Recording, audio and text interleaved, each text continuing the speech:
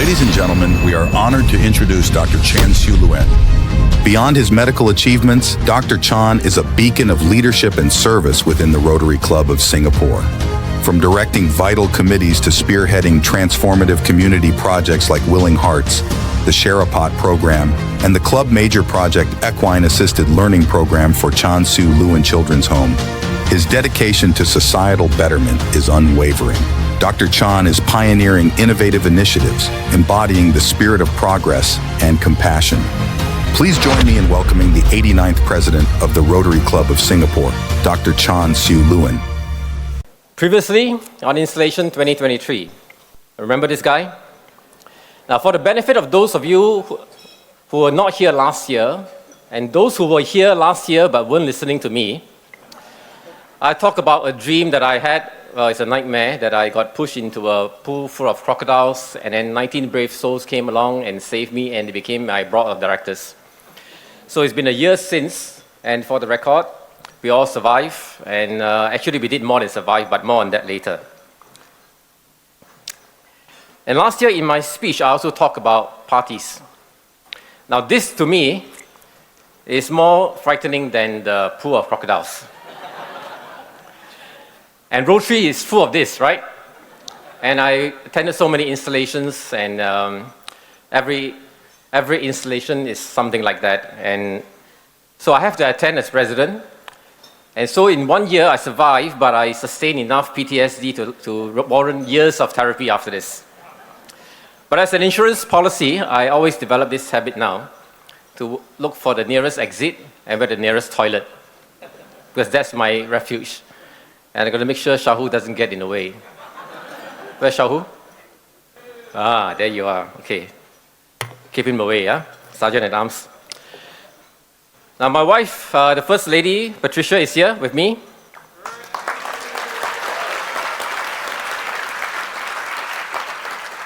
Now, last week, after I finished the last club meeting, I thanked everybody. And then PN Sonali, where are you? She came up to me, I was on stage, and she came up and shouted at me and said, "Hey, you forgot your wife." Now, I didn't forget because I know that she hates publicity. And last year, before we started the year, a lot of the past First Ladies went up to her and tell her, "Hey, are you ready to be First Lady? Are you excited?" I remember it must be Dolores, where are you? So you frightened her a lot, this one. And so when we got home, she asked me, "What have you gotten me into? What is a First Lady supposed to do?" So, as usual, my son will tell you, I like to give her smart, key replies. And I said, "How do I know? I've never been a lady, much less the first or last, right?" So that night, I slept in a doghouse with Max and Milo, my two Rhodesian Ridgebacks. But seriously, I'd like to thank my wife for her support in what was really a very busy 12 months, and her perfect attendance this year at all our club meetings would have merit her a Rotarian of the Year award. Now, my son Kevin is here tonight. The past year, we also have not seen very much of each other because I was busy with Rotary, and he was busy changing his fencing suit for his scrub suits. So now I'm proud to say now that if you call my house landline and you ask for Dr. Chan, and my helper will answer the phone, she will ask you, which one? So congratulations, Kevin. Now, on a serious note, the past year has also been marked by the passing of 3 very senior honorary members. Past President Raymond Huang, past President Jiang Shifang have both served the club for 51 years. And past President Patrick Chin has served the club for 64 years. They were the giants of the Rotary Club of Singapore on whose shoulders we now stand. And while their passing cast a somber mood in the club, we celebrated their legacies, remembering their contributions to the club and to society at large. The memorial served as a timely reminder to inspire us to follow in their footsteps in service above self. So DPM is here. I want to make a confession. I started my Rotary journey through international service because I thought, well, In Singapore, the government takes care of everything. There's no charity needed in Singapore. So I was active in the international service. And this year, international service is handled by Dr. Rupesh Agrawal. Rupesh, where are you?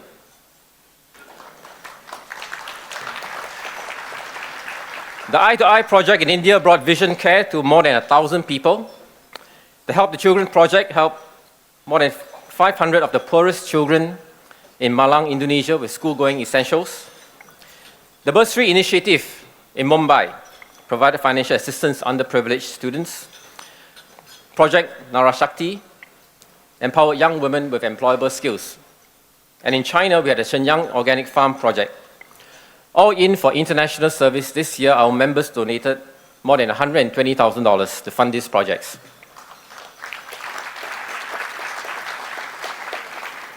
Yet larger scale projects were done through the Rotary Foundation using global grants. Club Rotary Foundation Committee Chair, Director led by Director Ankit Kandawal. Ankit. Together with Chairman, Past President Tapan Rao. Where are you? And of course, our global grants guru, District Governor nominee Shawar Hamid, raised $277,000 for the foundation and executed 35 projects with a project value in excess of $2 million.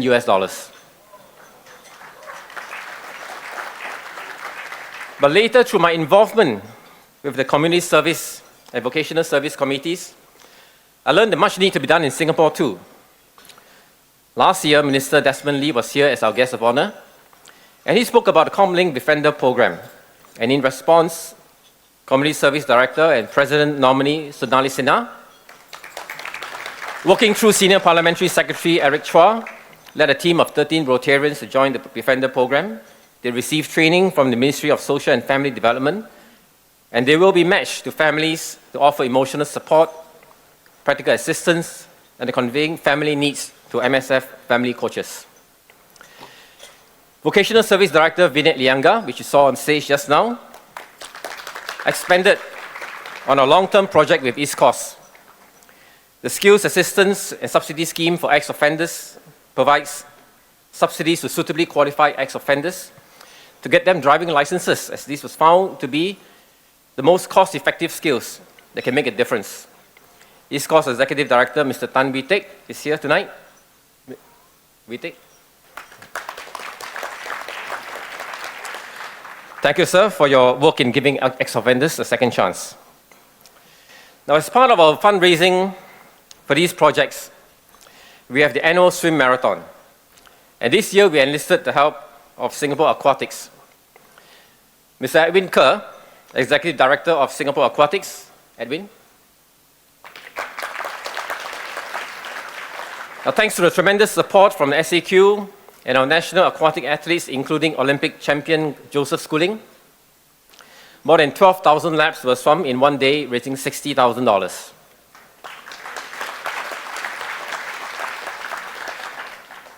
RI Director, Mr. Chew Kim Bok is here tonight. Now, he is also the chairman of the Rotary International Convention Host Organizing Committee, and this year, Singapore hosted the RI Convention. Last month, almost 14,000 Rotarians from around the world congregated in Singapore for the convention. And Rotary Club of Singapore was one of the 7 clubs that hosted hospitality events for our guests.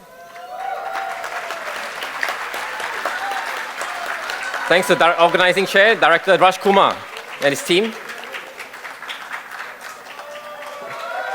There you are. They organized a fantastic host hospitality night at the 1 Degree 15 Marina in Sentosa Cove, just across the road from here. Not quite across the road, but somewhere. Right.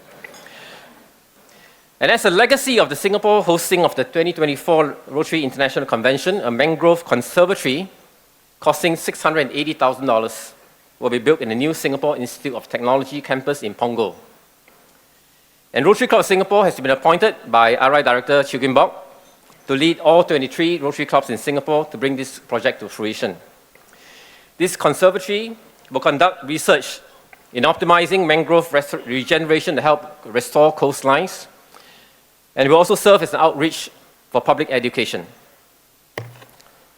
Now, within our club, handling the environmental portfolio this year is Rotarian Suresh Hatiramani. Suresh, where are you?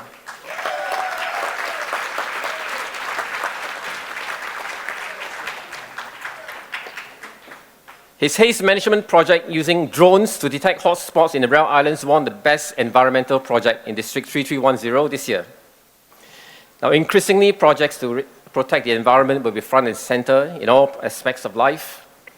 Jonas Salk, I think we are all familiar because of our End Polio initiative. Jonas Salk is a virologist who developed the first polio vaccine, and he once said that if all humans were to disappear from the face of the earth, within 50 years, all life on Earth would flourish. So we have been extracting far too much from the planet, and massive restorative efforts are urgently needed.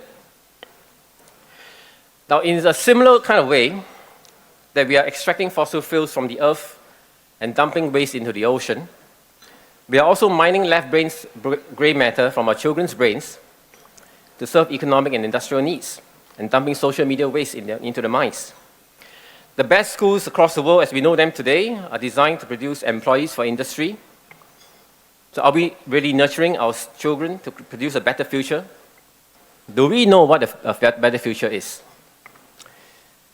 So there's a story of a 6-year-old girl who was deeply immersed in drawing in class. And she caught the attention of the teacher because she's not usually a very attentive student in class, and the teacher went across to her and asked her, "What are you drawing?" And the little girl said, "I'm drawing a picture of God." And the teacher said, "But nobody knows what God looks like." "They will in a minute," came the reply. So maybe children know something that we don't. So Rotary's contribution to the future is through our Interact clubs. Rotary Club of Singapore has 10 Interact clubs and 3 Rotaract clubs, led by Youth Service Director Louisa Lee. Louisa, yeah. Also known as RI Convention host. Now, special to me is the Interact Club of Sembawang. Where are you, Matthias? Now, Professor Stephen Wee of the NUS School of Public Health is here tonight. Stephen? Now, he is still my co-conspirator in chartering the Interact Club of Sembawang 2 years ago. Now, using public health as a platform, we create opportunities for youth to exercise their creativity in assessing public health needs and demands, identify and collaborate with other stakeholders to bring about positive and impactful change. Dr. Wong Swee Fan of Yishun Health is here tonight. Dr. Wong. Now, Rotary Club of Singapore members may remember that Yishun Health was our major project partner in 2021. And Yishun Health, since then, has been supporting our interactors by providing expert guidance as well as infrastructure support. So thank you, Dr. Wong. Reverend Samuel Stephen of Alliance of Guest Workers Outreach is here tonight. Reverend Sam.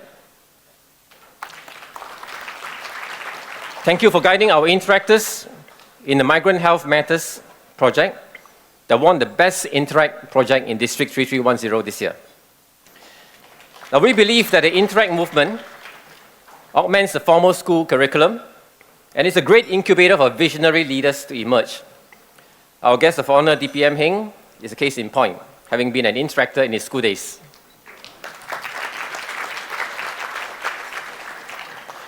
However, some children are not so fortunate.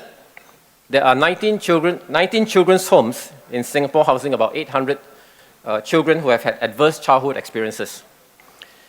The major project of this year, or the past year, was Rotarian Pauline Teo. Pauline? Over there.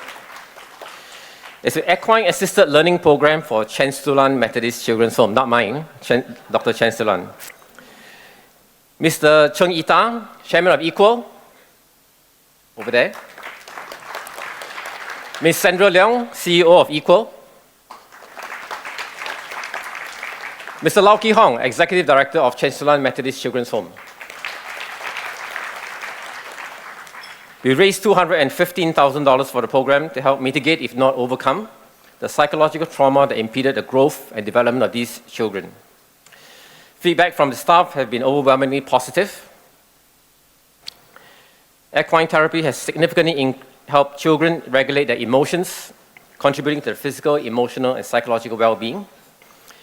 All staff who observed the sessions noted how this therapy enabled the children to become more aware of and better understand and regulate their emotions. The children too have got very positive reviews. The 11-year-old boy who underwent the program said, "Horse therapy has helped me handle my emotions and improve my empathy because the horses show their feelings too." And perhaps the one to say it best is this 16-year-old girl. She said, "I rate it 10 upon 10. Ladies and gentlemen, equal.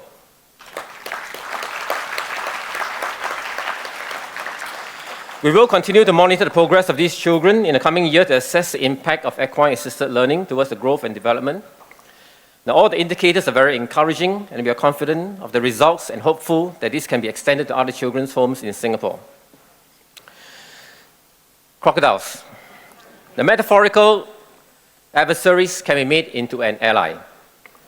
Through innovative programs, we seek to cultivate anti-fragility, turning adversity into an asset, and we strive to help our beneficiaries overcome the challenges and turn their vulnerabilities into strength. While the future is uncertain, there is one thing that is certain. In a few minutes, I shall be handing over the stewardship of our illustrious club to President-elect Tom Wolf. Now, in quintessential Singapore fashion, it will be a peaceful transfer of power.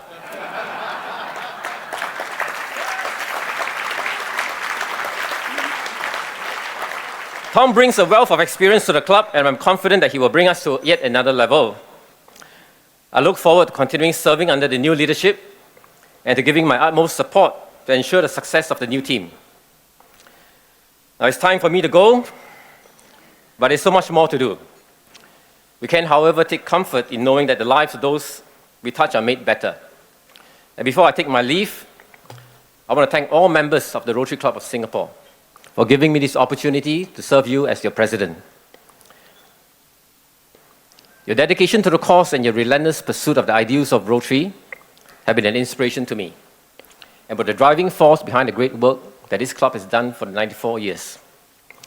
It has been an honor and a privilege to work alongside all of you in creating hope in the world. Thank you.